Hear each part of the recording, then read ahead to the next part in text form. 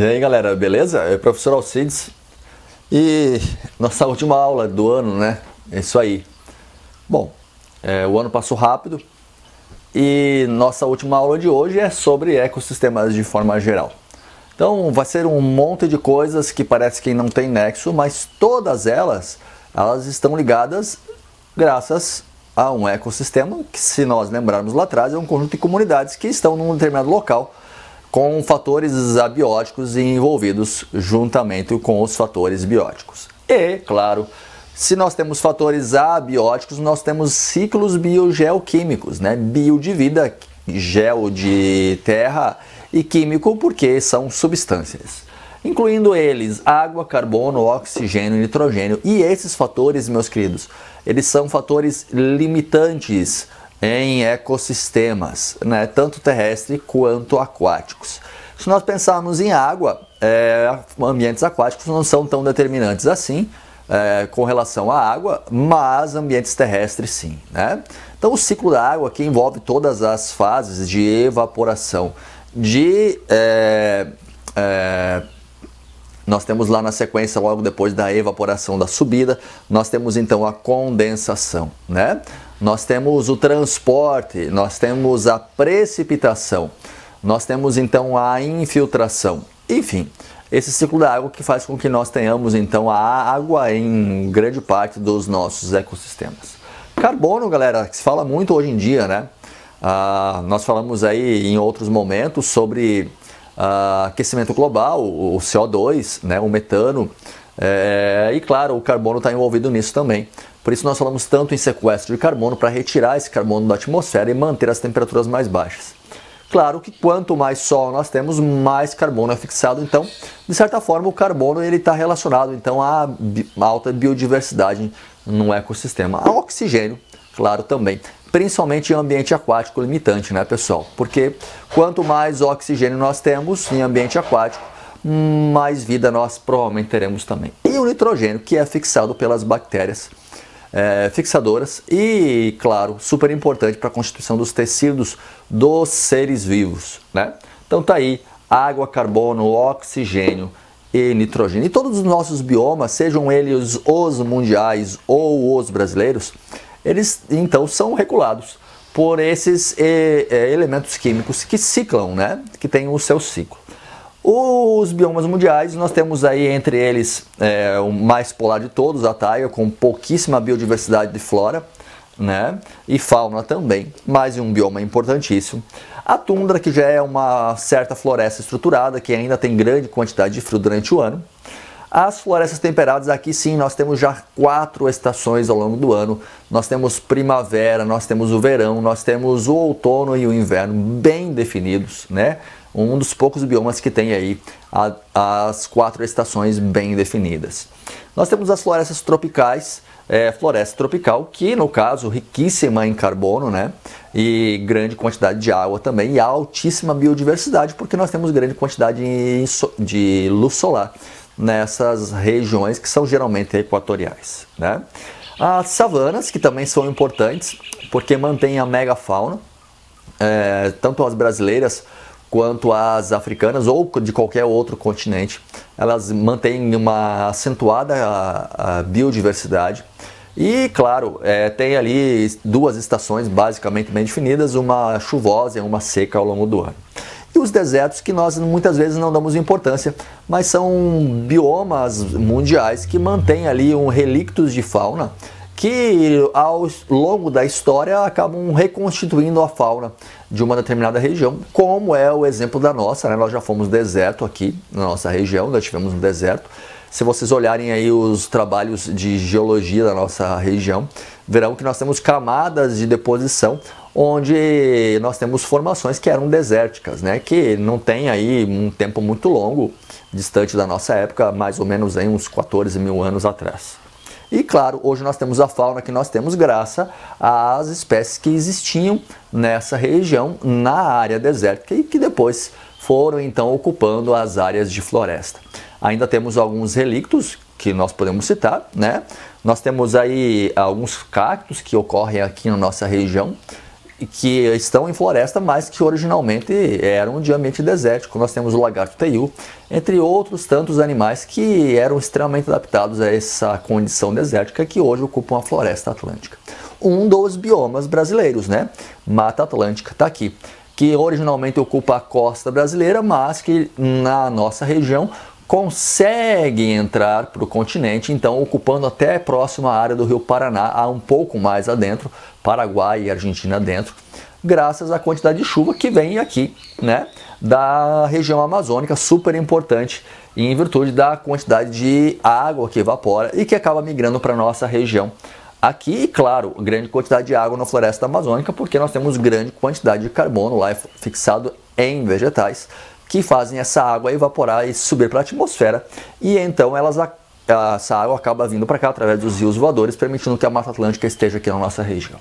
Cerrado, que é um tipo de savana que nós temos, né? É super importante também, onde nós temos os principais rios brasileiros surgindo, como por exemplo o Rio Paraná, que nasce no Cerrado. Então, um bioma hoje que está sendo principalmente alterado na região ali norte do país, né, grandes fronteiras agrícolas, e claro, alguns biomas menores um pouco, mas também importantes. Caatinga, que é o único bioma brasileiro, semiárido, claro, né, tem uma biodiversidade importante que nós até desconhecemos. Pantanal, que é dividido então com outros países daqui da América do Sul, mas que ocorre no Brasil, no Mato Grosso do Sul e no Mato Grosso. Lindo, muito bonito, tá, gente? E o Pampa, bioma do sul do Brasil, que é dividido também com outros países da América do Sul, como a Argentina e o Uruguai. Bom, a interferência eutrópica sobre os ambientes, meus queridos, ela é inevitável, né? Eu falava sobre isso hoje com o pessoal do sexto ano. Nós precisamos viver e nós precisamos extrair recurso. E extrair recurso é antropizar o ambiente. Então, eu falava com ele sobre o que significa o dinheiro, né? O dinheiro é uma representação apenas dos recursos naturais que nós extraímos. Então, quanto mais recurso natural extraímos, mais nós geramos capital e então isso significa que mais nós antropizamos o ambiente. E quem não gosta de capital, né?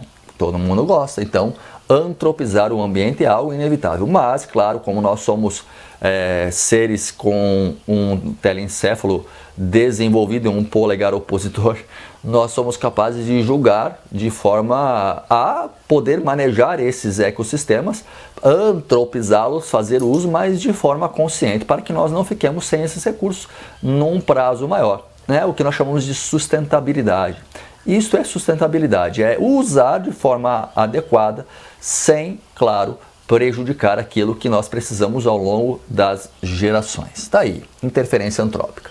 E por isso nós criamos no Brasil, por exemplo, né, não é um modelo brasileiro, ele foi importado, a primeira unidade de conservação ela é datada para os Estados Unidos, é o Yellowstone National Park. E claro, hoje no Brasil nós temos aí um modelo bem estruturado, hoje nós somos modelo, nós temos uma lei federal chamada de SNUC, que cria as unidades de conservação, que são áreas que são uma reserva dos recursos naturais que nós necessitamos, ou seja, o nosso estoque, né? A nossa dispensa, vamos dizer assim. E elas são divididas em unidades de conservação integral e de uso sustentável. As unidades de conservação integral, gente, elas são os parques, reservas biológicas, estações biológicas, refúgio, monumentos naturais. E as de uso sustentável, as APAs, as RPPNs, as reservas extrativistas, reserva de fauna, reserva de desenvolvimento sustentável e as áreas de relevante interesse ecológico, as ARIEs. As integrais, geralmente, elas não envolvem o uso do recurso natural. Elas, diretamente, digamos assim, né? Elas geralmente são áreas onde os recursos naturais são intocados, mas nós podemos usar as áreas para outras atividades. Pesquisa, conhecimento da fauna, da flora, podemos usar como lugar de banco de sementes, podemos usar para desenvolvimento de turismo, atividades de educação ambiental, áreas fonte que vão abastecer as áreas adjacentes, né, com a biodiversidade. Então, esta é a importância das áreas de proteção integral, unidades de conservação e proteção integral. Entre as que eu vou citar aqui, o Parque Nacional, que é uma unidade de conservação que permite pesquisa, que permite turismo, que permite o manejo, né, para a preservação, para a conservação da biodiversidade.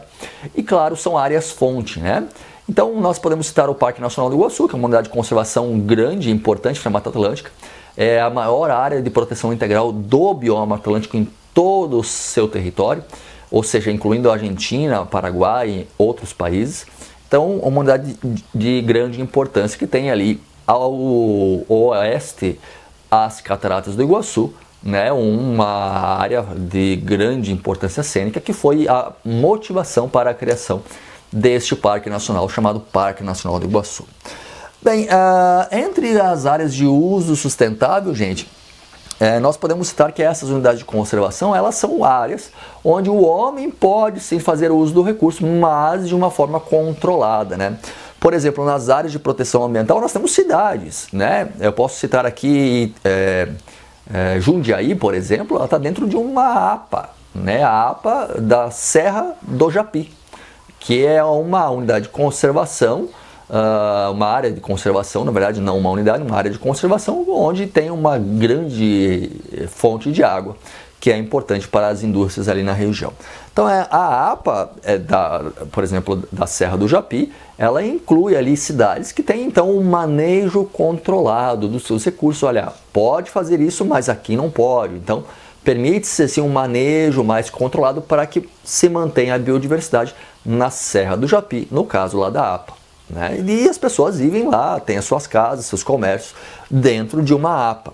Já a RPPN, que é um outro exemplo, já é bem diferente, né? É uma reserva particular, então tem que ser uma área de floresta nativa, de preferência, que tenha uma importância de biodiversidade. E o proprietário ele diz assim, não quero transformar essa área numa unidade de conservação. Então ele cria a RPPN junto com o poder público e, claro, ele tem a obrigação de mantê-la ao longo das gerações, né?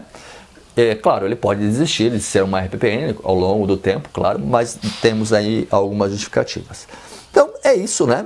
Então, aí todos os modelos, as de proteção integral de uso sustentável, e nós vimos o que é uma interferência antrópica, nós vimos os ciclos biogeoquímicos, vimos todos os biomas mundiais e brasileiros, e eu vou encerrando por aqui, tá, galerinha?